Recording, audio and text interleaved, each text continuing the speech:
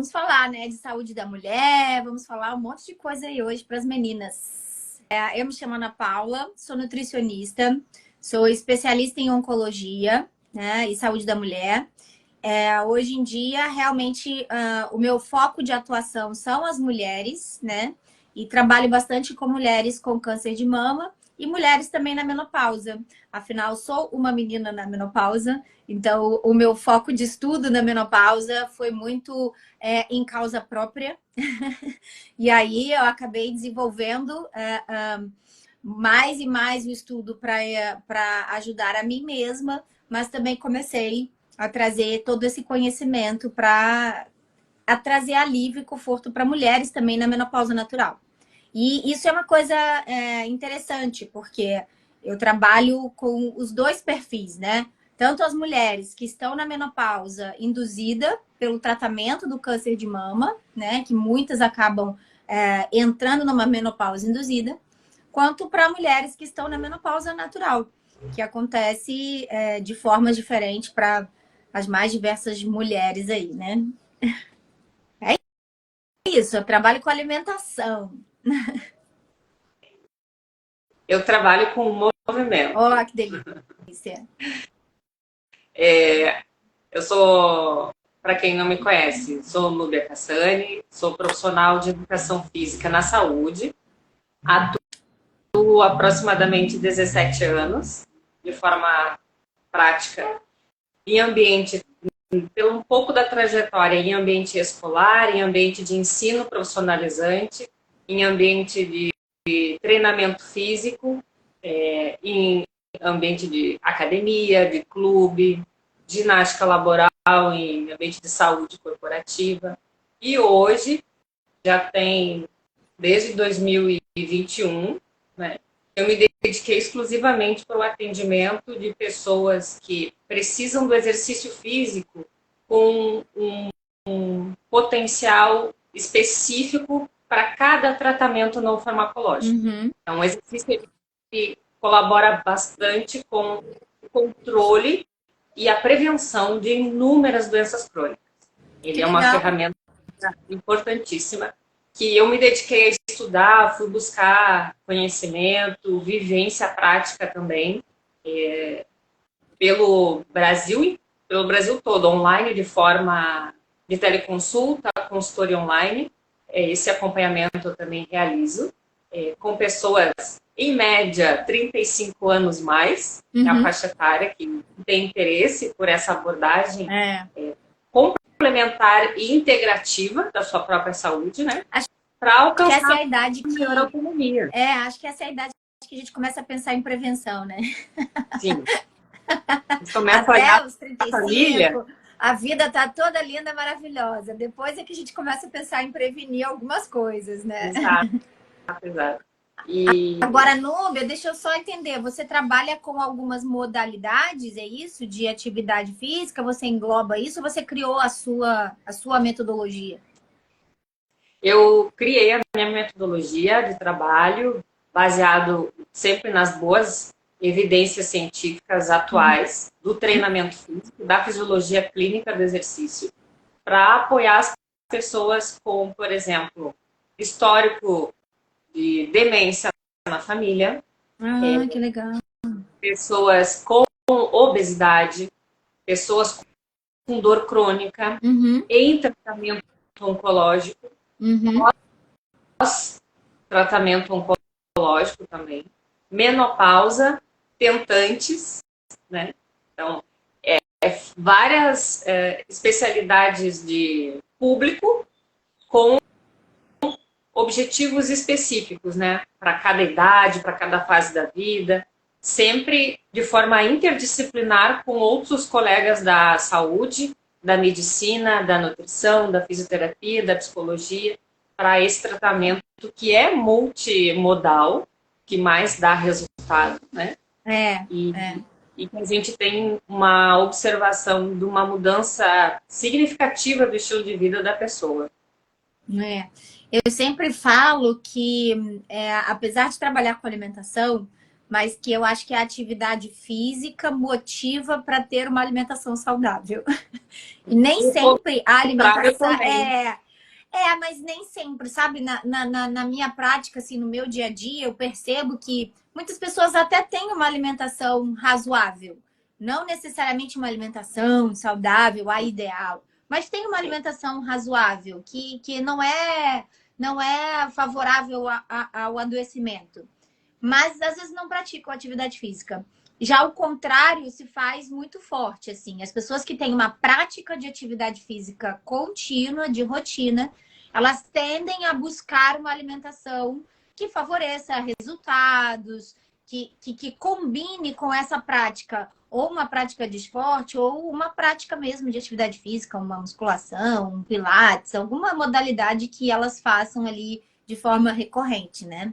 Então, isso é muito interessante, que eu acho que a atividade física, ela realmente, assim, se a gente for pensar em alguma coisa que realmente trabalhe a prevenção e, inclusive, o tratamento, né, de algumas doenças, é a atividade física, né? Quantas pessoas você não vê, por exemplo, que falam que saíram da depressão depois que começaram a correr, né? E que começam a Exato. praticar uma atividade física. Porque eu acho que esse movimento te movimenta para o lado, né, da prevenção. E aí você começa a assumir outras coisas na sua vida que estão relacionadas e a alimentação está dentro de tudo isso, né?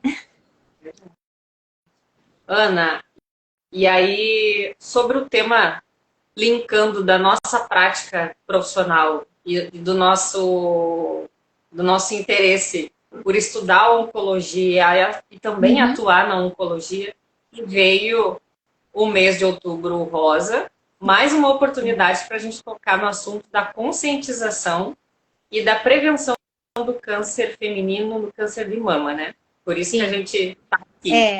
Principalmente quando falamos de mulheres na menopausa, né? Eu acho que isso a menopausa fala-se muito da questão dos sintomas da menopausa, né? Eu brinco que assim a menopausa virou uma faixa de mercado hoje em dia, né? Então fala-se muito dos sintomas e do alívio dos sintomas, que é importante, sim, mas ainda fala-se pouco do risco da menopausa, das alterações que a menopausa traz, que são fatores de risco para doenças importantes, né? E doenças que pertencem ao universo feminino, como doenças cardíacas, né? Como aumento de peso, gordura hepática, né? A famosa esteatose hepática, que gera alterações metabólicas importantes, aumento de colesterol, diabetes, resistência à insulina e o câncer. Por quê? Essas alterações metabólicas promovidas pela menopausa, elas são um fator de risco aumentado para o desenvolvimento de câncer. E quando a gente olha estudos epidemiológicos de comparação, né, é quase 2 vezes maior o fator de risco de uma mulher na menopausa desenvolver câncer do que de uma mulher na pré-menopausa, ou seja, na fase reprodutiva ainda, né? É óbvio que isso é muito particular, o câncer é uma doença multifatorial, né? Sim. E a gente sabe, a gente já sabe que um pequeno percentual, cerca de 10 a 20%, né, das mulheres que desenvolvem câncer, elas têm uma característica, um caráter genético hereditário, que eu quero dizer, né? Então, elas carregam ali uma hereditariedade que faz com que elas tenham uma maior propensão a desenvolver o câncer. Cerca de 90% das mulheres são os fatores de riscos ambientais, os modificáveis que a gente chama, né? É que estão influenciando aí de alguma forma. É lógico que não é um fator só, a gente não pode determinar quando uma pessoa. E eu acho que essa é uma pergunta que sempre as pacientes me fazem, assim, mas o que foi que fez eu desenvolver esse câncer, né? O que aconteceu? O que foi que eu fiz de errado, né? Não é um fator, são vários fatores. O câncer é sim uma doença multifatorial. Até por isso você falou, é preciso uma intervenção multimodal. Então, são vários profissionais aí envolvidos para ir modificando, né, todos esses fatores que podem influenciar. Então, é muito importante. Eu costumo falar para as minhas pacientes de prevenção da seguinte forma. Eu digo que tem duas filas no mundo, né?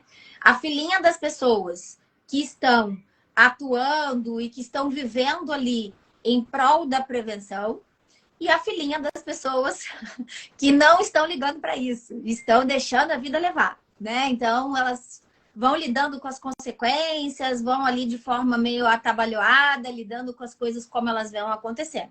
E tem as pessoas que estão prevenindo. Isso não significa que você não vai desenvolver nada, né? Então, mas que as chances dessa fila de cá, das pessoas que estão prevenindo, são menores, são. Você tem fatores de riscos mais controláveis, mais controlados. E as chances de você desenvolver isso mais tardiamente na sua vida é maior ainda, né? E de estar preparado. Então, uma outra coisa que eu percebo no dia a dia é que as mulheres que aceitam de fato essa mudança de estilo de vida, elas têm melhor resposta do tratamento oncológico, elas têm melhor recuperação de cirurgia, elas encaram de uma maneira muito diferenciada o adoecimento, né? Muito diferente das mulheres que ficam muito numa fase de negação, com uma dificuldade de modificação do estilo de vida, da alimentação, de implementação de atividade física. Então, para elas, a toxicidade das medicações é muito maior, é muito mais forte, é muito mais difícil de ser tolerada. Exato. Eu, por experiência de atendimento de pacientes oncológicos, eu via muito relato de ter a vontade de praticar alguma atividade ou fazer algum passeio, mas o corpo não está dando a condição propícia para isso durante, por exemplo, uma fase crítica do tratamento quimioterápico, né? Mas a pessoa, mesmo sendo ativa fisicamente e fazendo a correta alimentação personalizada para ela, dentro da visão da oncologia na nutrição, né? A pessoa conseguia lidar melhor com esses momentos críticos. Exatamente. E superar eles, mesmo assim, fazer a sua prática com uma intensidade um pouco mais leve, com menor volume, trazendo maior adesão ao seu próprio cuidado, ao seu próprio tratamento e reduzindo os efeitos colaterais da medicação, do tratamento, a médio e longo prazo. Então, cada sessão, a cada nova sessão de terapia, faz com que a pessoa consiga organizar melhor a sua medicação, a sua higiene do sono, porque também o gerenciamento emocional contribui muito para que, principalmente a mulher que está passando por um tratamento oncológico, consiga se cuidar, não ser cuidada por cuidadores, nesse sentido que eu quero dizer, né? Ter autonomia no seu próprio tratamento. Isso é excelente, mas a gente só alcança isso com grande chance de sucesso e de cura quando a pessoa realmente coloca em prática as orientações dos profissionais. Exatamente. O que a gente sabe que é um turbilhão de coisa para fazer, né? O tratamento oncológico, ele é muita informação, tem que cuidar muito dos detalhes. Eu costumo dizer que o tratamento oncológico, ele pega a gente, pega a paciente, coloca dentro de um saquinho de pão, vira de cabeça para baixo, chacoalha, chacoalha, chacoalha e abre. E aí, como que você vai lidar com isso, né? É uma chacoalhada na vida, muda muita coisa, muda... e até por isso, eu acho que ainda eu vejo uma falta de cuidado, né, dos profissionais em como é passada essa informação para as pacientes. Então, isso é muito importante, né? Então, é muito importante para nós profissionais a gente ter a atenção e o cuidado de conseguir identificar o que é essencial para aquele momento, o que é importante de fato para aquele momento, para a gente não ficar perdendo tempo ou fazendo orientações também que são desnecessárias e que não vão modificar em nada. Então, a gente realmente tem que ser bem mais assertivo, né? e na Ana, condução. e uma das queixas muito comuns das mulheres em tratamento oncológico é um efeito colateral também, que é uma perturbação cognitiva, um nevoeiro mental que a gente chama, né, na Sim, fisiologia. E ele dá uma confusão um pouco, até na absorção das informações, na tomada de decisão, nas fases críticas, claro, né, do tratamento, isso. quando tem muita medicação envolvida. Porque imagina, é muito medicamento dentro do organismo agindo contra células que precisam ser eliminadas, né? E o exercício físico colabora muito com a melhora da saúde mental, principalmente para prevenir e diminuir esses efeitos colaterais, Sim, como acontece também no tratamento oncológico, esse nevoeiro mental, e também é relatado na literatura, durante o período da menopausa, a mulher ter efeito também da mudança ou da oscilação hormonal, e esse nevoeiro mental, exato. essa irritabilidade, essa alteração de humor. Então, pode ser que conhecida na própria fase da vida, a mulher ter uma descoberta do início da sua menopausa e logo após ter que fazer um tratamento específico, né? Exato. Então, é um cuidado bem É, direcionado que ela necessita, é. né, na nutrição. E isso aí foi importante você falar, porque assim, tem diferenças, né? Então, quando a gente está fazendo o cuidado de uma mulher que está na menopausa, desses sintomas, nós podemos utilizar alguns ativos e alguns alimentos ou suplementação que podem trazer uma melhora para essa parte cognitiva, né? Mas que para mulheres que estão em tratamento podem fazer interação com o tratamento. Então a gente tem que ter Sim. muito cuidado. Eu falo sempre muito isso, acho que foi até essa semana eu subi um vídeo na minha página sobre isso. Existe uma diferença muito grande da alimentação e da suplementação, que é desenvolvida e pode ser utilizada para prevenção do câncer, e que essa pode ser utilizada para as mulheres que estão na menopausa natural, e a alimentação e a nutrição para uma pessoa que está em tratamento oncológico. E aí eu vejo uma grande confusão acontecendo, né? Porque assim, é com bastante frequência que eu pego pacientes que passaram de repente pela mão de profissionais que não têm essa experiência com o tratamento oncológico, e essas pacientes acabam se suplementando e consumindo determinados ativos que tem sim atuam de forma, tem um mecanismo de ação que vão melhorar a melhora, mas podem interagir com as medicações. Então, isso é muito importante a gente fazer essa distinção. Sim. Até porque, muitas vezes, é isso, né? O mecanismo que leva a esse déficit da cognição é diferente. Então, a gente está falando de, durante o tratamento, uma toxicidade da medicação, né? Uma toxicidade neurológica mesmo. Então, atuando Sim. ali, trazendo uma deficiência e uma dificuldade daqueles neurônios funcionarem da mesma forma. Enquanto que na menopausa natural, a mulher ela tem receptores hormonais em todo o cérebro, né? Em partes importantes que estão relacionadas à nossa cognição. Então, quando nós temos o fator protetor dos hormônios, né, para as mulheres na menopausa, ele está justamente quando acontece a comunicação entre o hormônio e o receptor. Tudo que vem dessa comunicação é que vai ter um fator protetor na vida da mulher.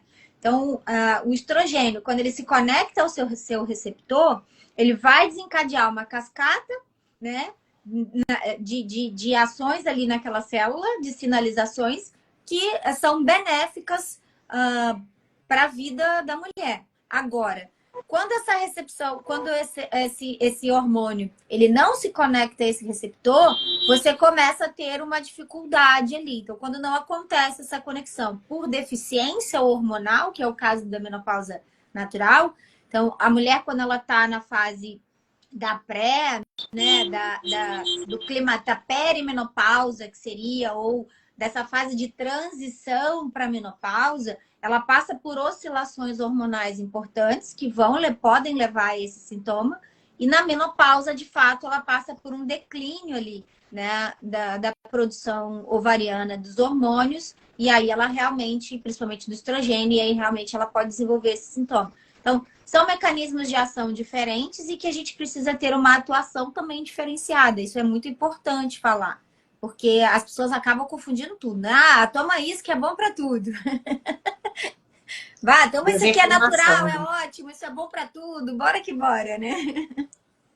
É negligenciar que o natural também proporciona uma química interna e interage com medicações, né? Exato. Ana, eu observo oncologistas pelo Brasil compartilhando informações pela internet que eu acho muito valiosas sobre tratamento oncológico. E Uhum. aí, outro dia eu vi uma oncologista falar de que ela deixa claro que não apenas dizer que é importante fazer atividade física no tratamento oncológico, assim como fazer o acompanhamento nutricional individualizado naquele tratamento oncológico, não basta, não basta dizer.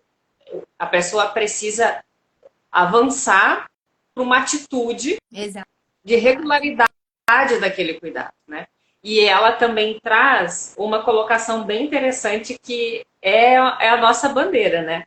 Que a quimioterapia, a atividade física e uma nutrição saudável, equilibrada para essa pessoa tem o mesmo peso igual, o mesmo peso as três. Exato. Então a pessoa precisa ter um cuidado equilibrado de todos as bases, né? É. Incluindo aí gerenciamento emocional, porque quando a pessoa também tem dificuldade de lidar com a aceitação, com o autocuidado, com a medicação, com a organização da sua rotina de alimentação, de atividade física, ela dificilmente vai ter boa qualidade de sono. Uhum. Quando a gente não está com o nosso estresse mais ou menos gerenciado, Administrado, né? Gerenciado, né?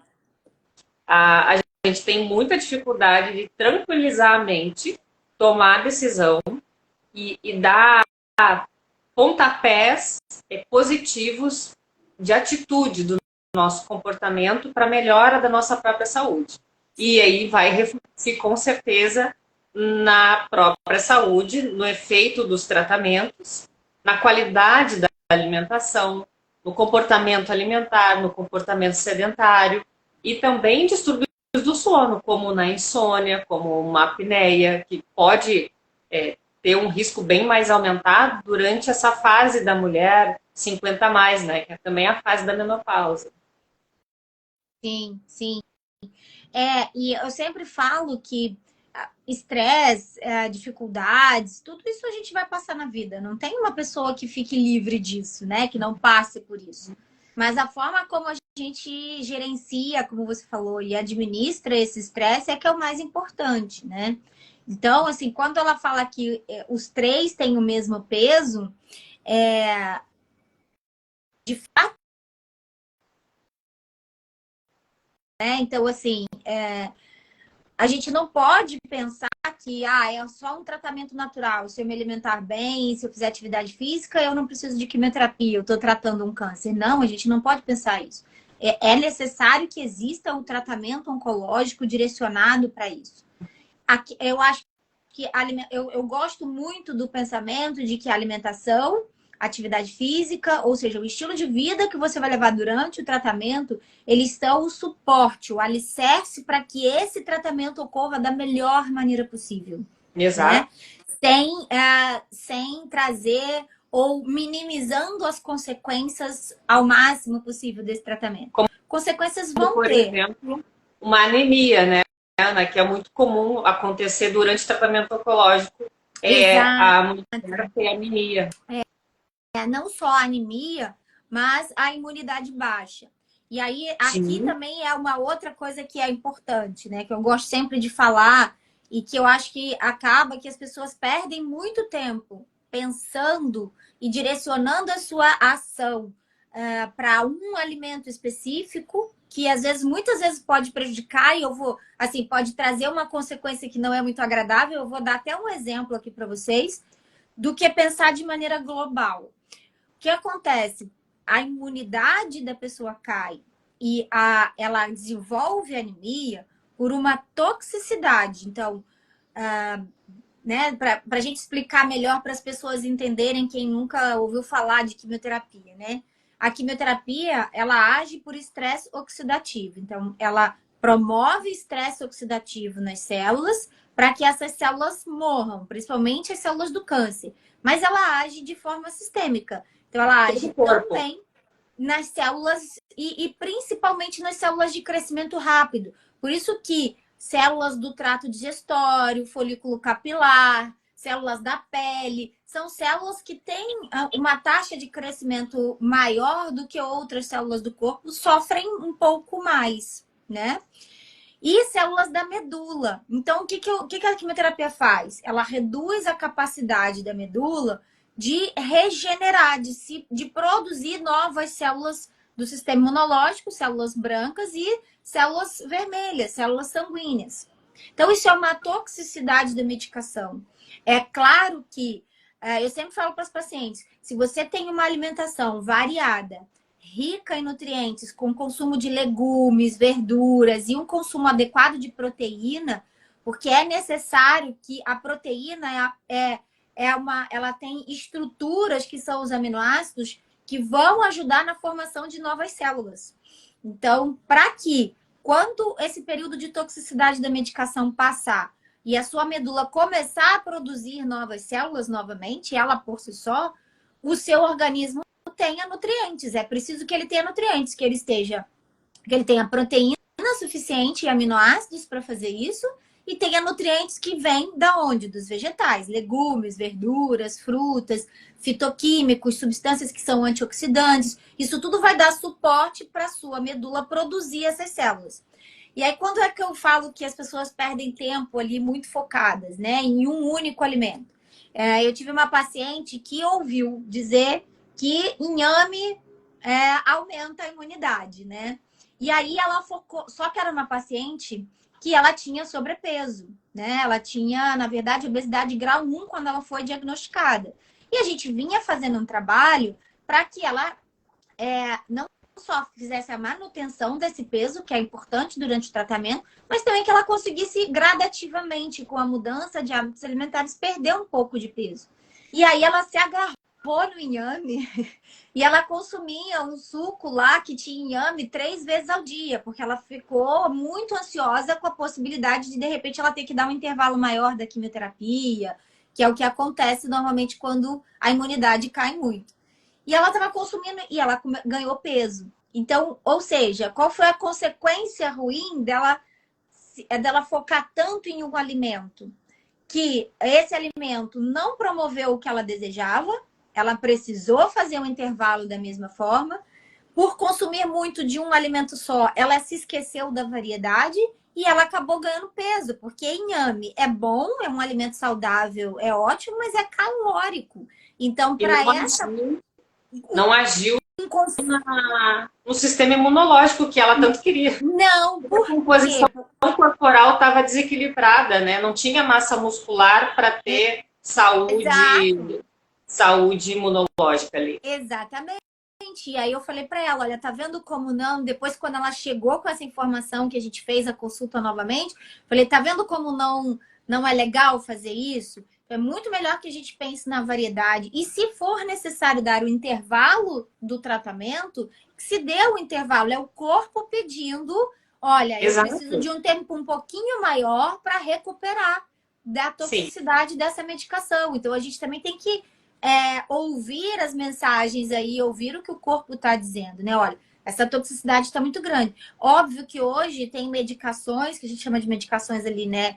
Acessórias, que vão ajudar a tudo isso. Tem fatores de crescimento que as mulheres tomam para ajudar nessa recuperação da medula. Mas esse foco muito, isso acaba fazendo com que as pessoas consumam alimentos e suplementos que são ditos por aí bom para aumentar a imunidade, mas que podem também fazer interação e reduzir a eficácia do tratamento, sabe? Então, isso é muito importante de ser dito. Porque é o que eu falo, quando eu falo que a alimentação tem que estar adequada ao tratamento, é isso, né? Não é E você sair também não seguindo é. todas as regras que falam por aí de alimentação para quem está em tratamento, né? Eu levanto muito a bandeira dos especialistas para o tratamento individualizado. Por exemplo, é complicado a pessoa seguir um tratamento multimodal com um especialista. Não dá. Ela precisa da orientação interdisciplinar. Da mesma forma como uma nutrição que não é especializada na oncologia, é muito mais difícil ter os acertos e os ajustes e adaptações necessárias e específicas. Da mesma forma, a educação física. A atuação da educação física é extremamente ampla. Pode ser um profissional especializado em preparação esportiva e pode ser um profissional especializado em saúde. Qual é o momento de vida que aquela pessoa está? O que ela precisa naquele momento? Né? Tudo isso interfere.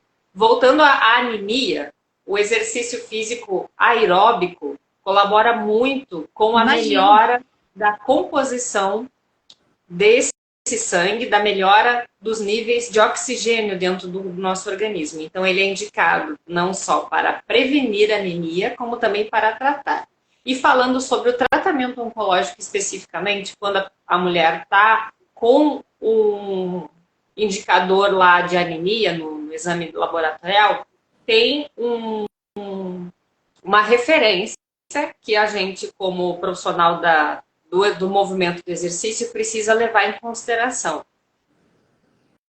Determinado ponto em que aquele valor referencial aparece lá no exame, de anemia, de ferritina, de ferro no organismo, a gente pode ou não avançar com o exercício físico. Por quê?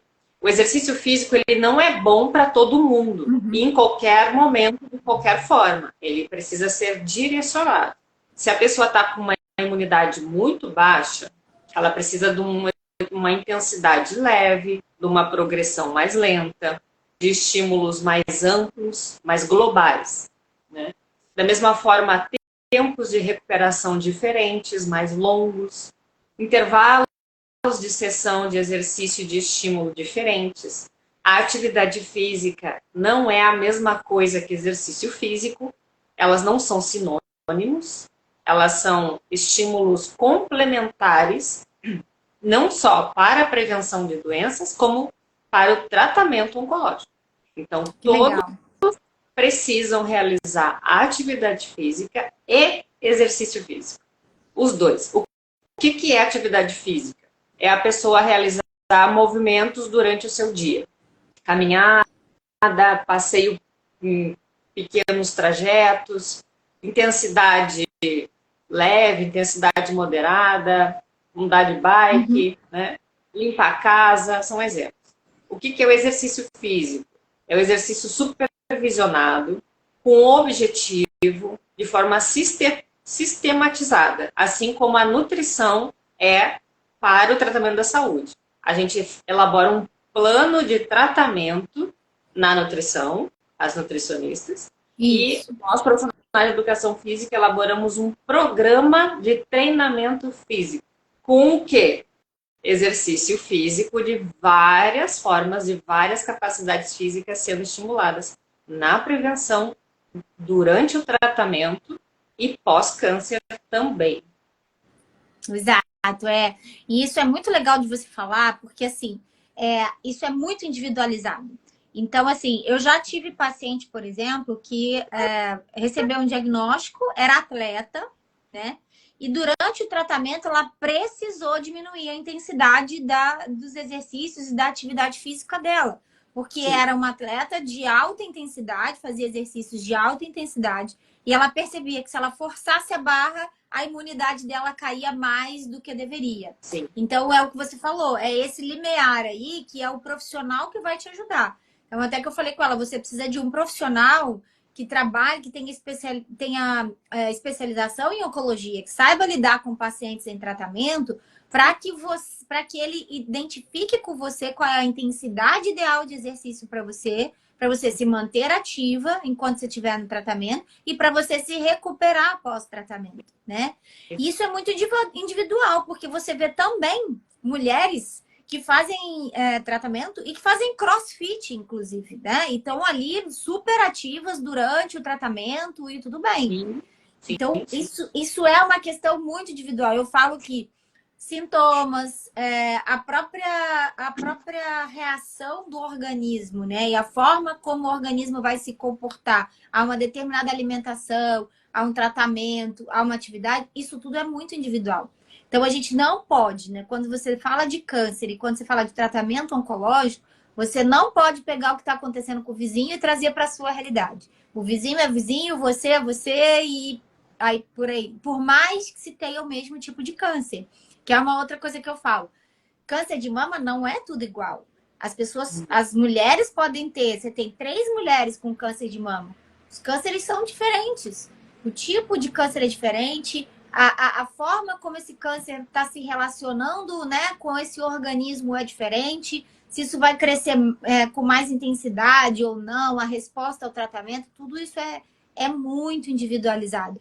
Por isso que, assim, cada vez mais a gente vê não só o tratamento oncológico, né, também evoluindo para que você tenha cada vez mais tratamentos alvos, que a gente chama, né, ou seja, tratamentos que são mais assertivos, que você consegue identificar exatamente qual é a identidade daquela célula e atacar exatamente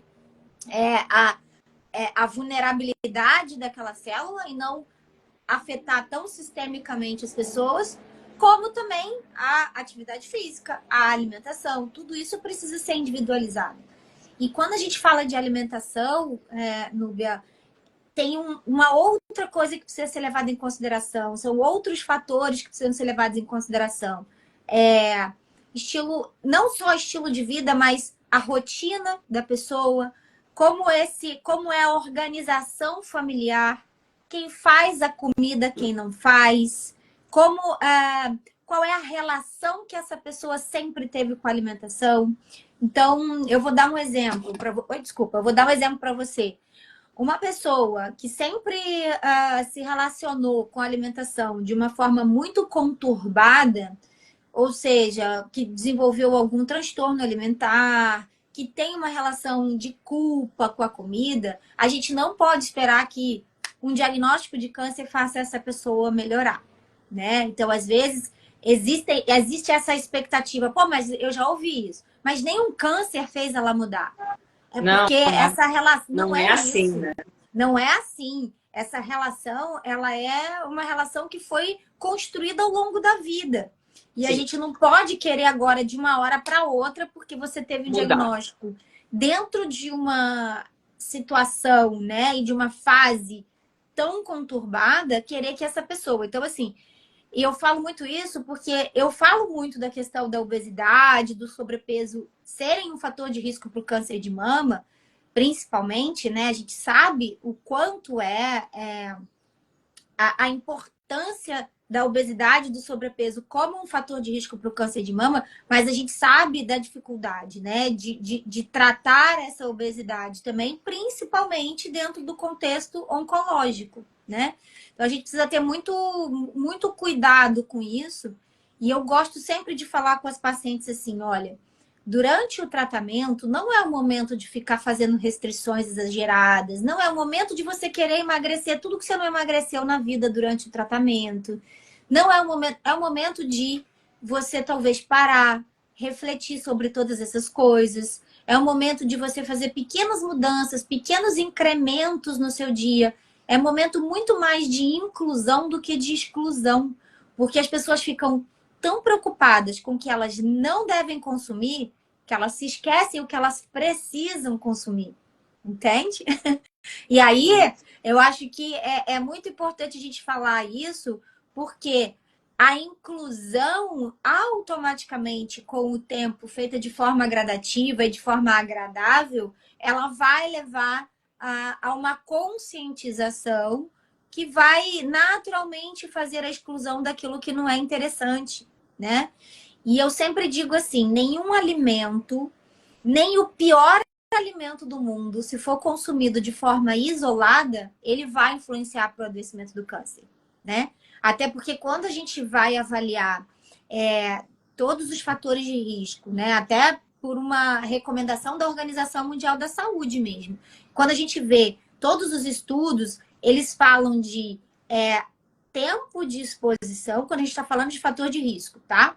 Tempo de exposição e intensidade dessa exposição. Então, quanto mais tempo você está exposto a um fator de risco, que seja oncogênico, que a gente fala, né? Que é formador de células cancerígenas. E com uma intensidade maior, maiores são as suas chances de desenvolver.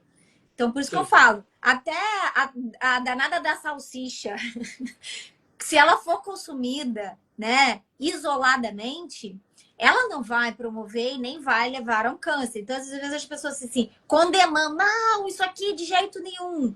Não é isso. E nem o alimento mais saudável do mundo vai te proteger de todas as doenças, né? É o equilíbrio. É sempre o equilíbrio e é a inclusão e essa variedade alimentar é que vão trazer para você, para a pessoa, um padrão alimentar favorável à prevenção e um padrão alimentar também mais favorável durante o tratamento. Que a gente não pode esquecer que durante o tratamento, a pessoa ela está sendo imposta a sintomas do tratamento que às vezes trazem limitações para consumir determinados alimentos, entende? Então, por exemplo, nós sabemos que o brócolis é um alimento excelente, né? As brassicas, elas têm um potencial anticâncer excelente, né?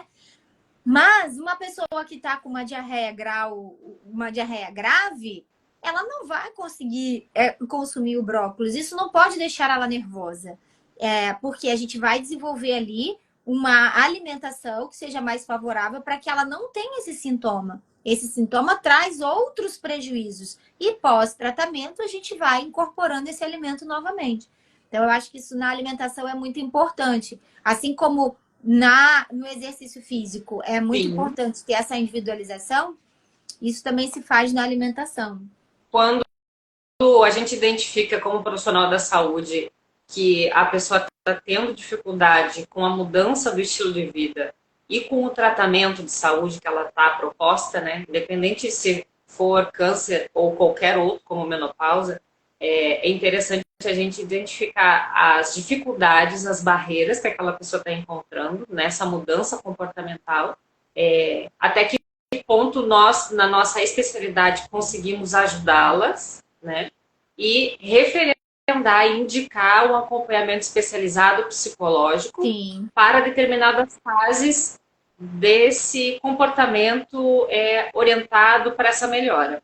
Eu vejo isso como uma necessidade e negligenciada, né, também pelas próprias pacientes e por alguns profissionais que, mesmo observando uma dificuldade, uma resistência ali dentro do tratamento, não direcionam esse cuidado com maior ênfase. É fundamental. O apoio psicológico durante o tratamento oncológico, ele deveria ser dado a todos os pacientes, né? Eu sei que alguns... Eu sei que alguns pacientes muitas vezes não querem, né? Sim. Não querem ligar, não querem falar, e a gente precisa respeitar isso.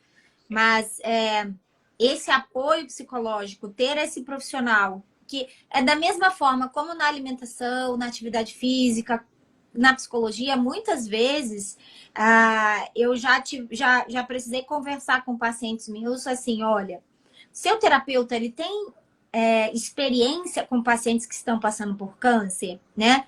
Porque as pessoas já me trouxeram coisas assim, meu terapeuta falou isso, a minha terapeuta falou isso. E que eu vi que não estavam ali encaixadas com o raciocínio que deveria acontecer durante. A gente sabe que tem muito viés isso, que o paciente tem a interpretação do paciente das coisas, mas um profissional que ele está capacitado para lidar com pacientes em tratamento, ele tem a condução, né, da questão bem diferenciada. E assim, você falou aí das mulheres na menopausa, né? Eu gosto muito de trazer para as minhas pacientes, né? Sempre que uma mulher que está na menopausa natural, Normalmente, as mulheres na menopausa natural, elas buscam a nutrição como forma de alívio dos sintomas, tá? Esse é o normal. Elas buscam como forma de alívio dos sintomas, porque de alguma forma elas também não querem fazer uma reposição hormonal, ou elas não podem e tal. Ou às vezes até a médico direciona para um nutricionista. Mas eu gosto de trazer para elas uma consciência diferente. Eu falo assim, olha, o alívio dos sintomas, quando a gente faz a mudança de hábitos alimentares, ele acontece, porque boa parte dos sintomas da menopausa está também associada ao estilo de vida.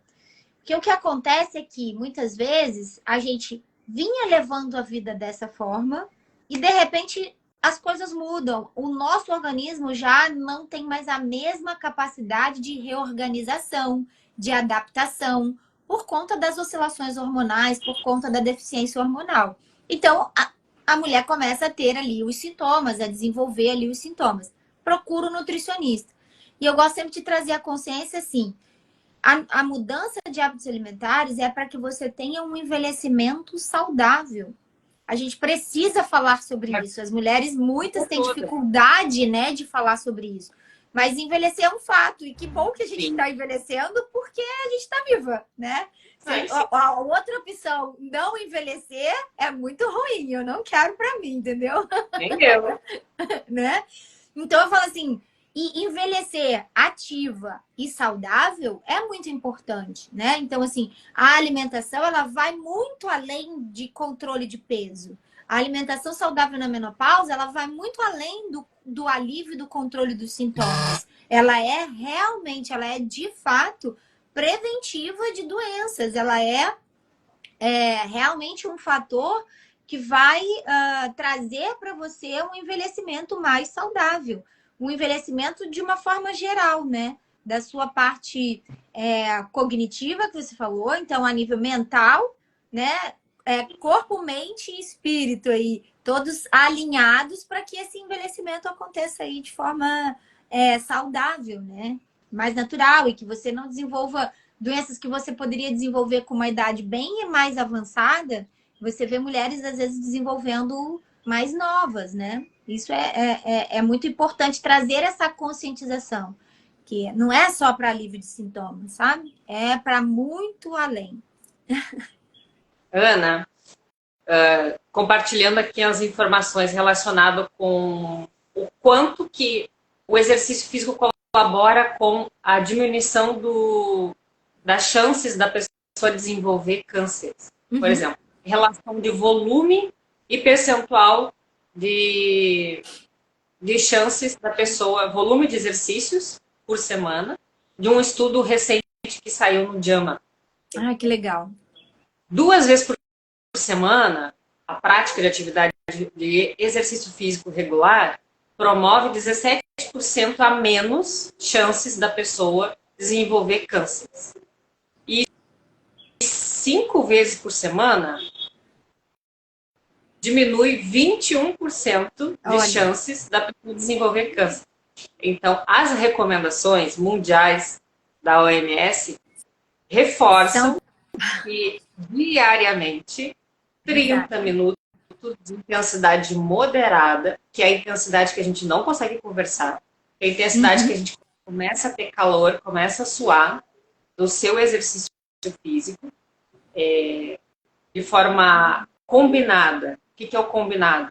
É colocar exercício resistido de força na sua programação e exercícios aeróbicos. Então, a gente melhora a capacidade funcional, metabólica, hormonal, imunológica e cardiorrespiratória, cardiovascular, fazendo esses estímulos com um remédio natural, que é o exercício físico, fora a alimentação. Quer deixar mais algum recado? Não, e eu acho que é importante também falar, né? Assim, da mesma forma, a alimentação dos fatores, lembra que eu falei no início, né? Que existem os fatores genéticos, isso é importante a pessoa ter a distinção, né?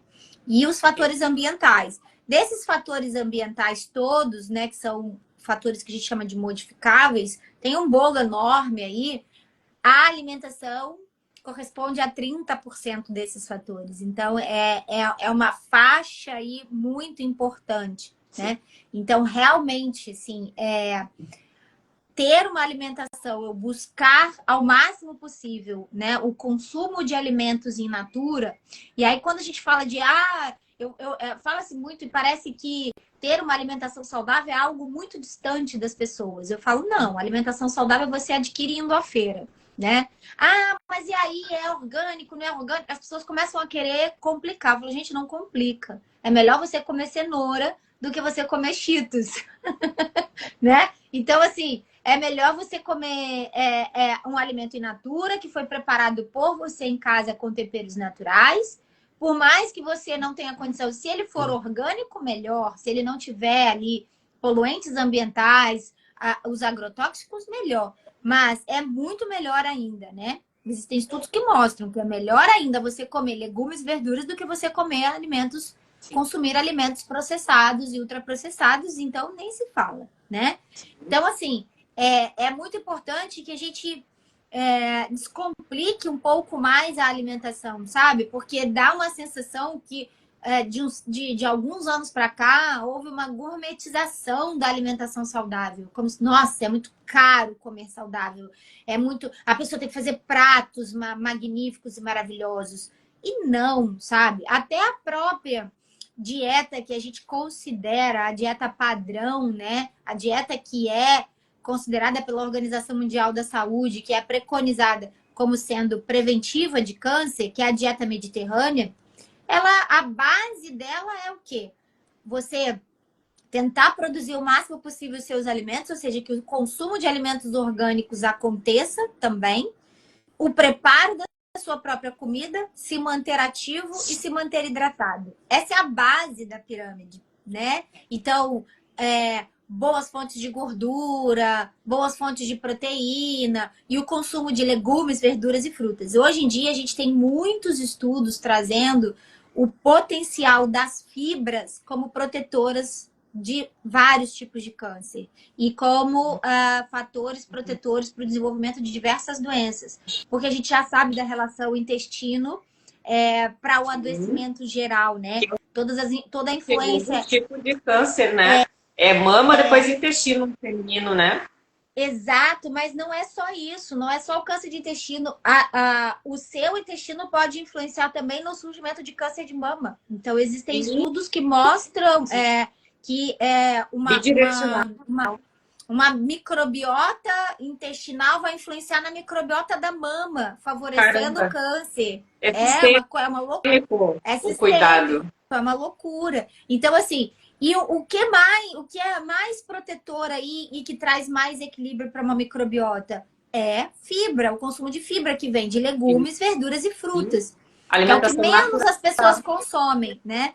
Então, quando a gente fala de alimentação para a prevenção, vamos descomplicar um pouco e trazer mais alimentos in natura para a sua mesa, para o seu dia a dia. Alimentos que foram preparados por você.